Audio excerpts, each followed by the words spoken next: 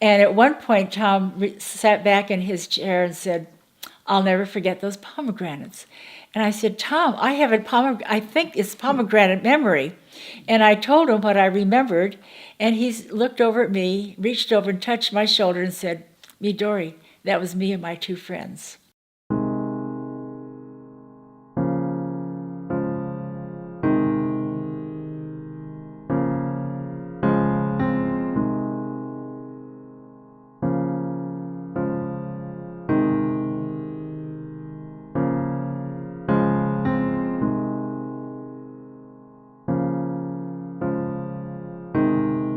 My mother and father and their 4 children lived in Concord, California, which is in the Bay Area,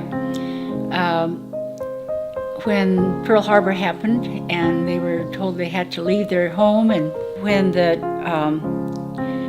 little hospital was opened and the doctor came is when I was born, at the end of August.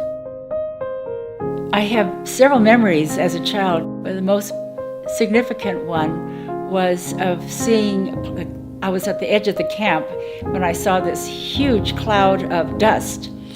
And as I was watching that dust emerged from there, 3 boys, one boy pushing a cart with some red fruit in it. I was a very ambitious little boy. And so this one day, I walked out to the Gila River Indian Reservation. There was an Indian lady out there, and she had this pomegranate tree. And so she got one down, and she got a knife, and she cut the tough skin and gave me some of those red berries. Oh my gosh, talk about being in heaven.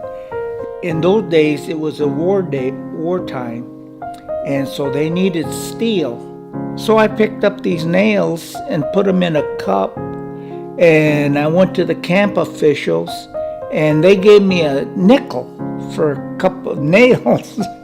And gee, lo and behold, I got 40 cents. And that Indian lady, she gave me a whole bunch of pomegranates. And I took them back to the camp, and I gave them to all my friends.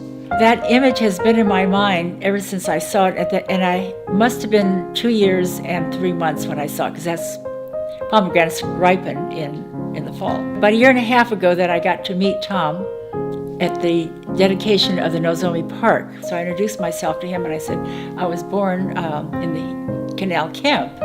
And he said, well, I lived there too. And so we shared our memories. And at one point, Tom sat back in his chair and said, I'll never forget those pomegranates. And I said, Tom, I have I think it's pomegranate memory. And I told him what I remembered. And I took out my notebook and I says, okay, Midori-san lives over here and we live down here. And he looked over at me, reached over and touched my shoulder and said, Midori, that was me and my 2 friends. I don't know, I guess the good Lord up above brought us together.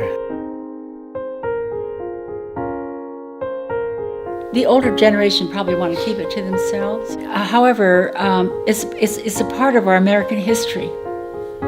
I was a part of it. Tom was a part of it.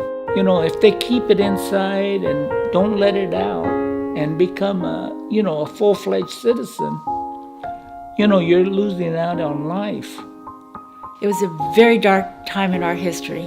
So many books and things have been written, but they're written by older people who went through horrible times, and that's what they're sharing, is the horrible things, and I understand that, because my older siblings and my parents experienced it too.